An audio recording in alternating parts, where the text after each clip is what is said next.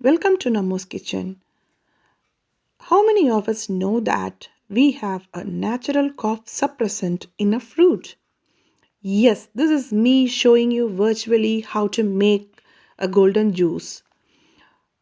Take room temperature pineapple, cut them into pieces, add lukewarm water, add palm candy.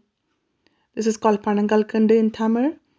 This is treated for cold and cough.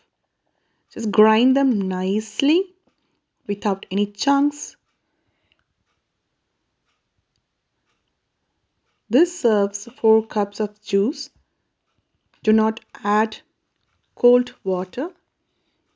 Add a teaspoon of honey, which will help for congestion and sore throat.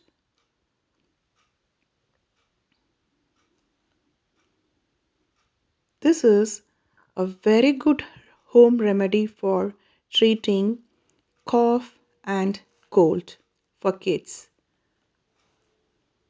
This will improve our immune system. Pineapple is such a winter fruit. We have it regularly. Eat healthy, stay healthy. Thanks for watching.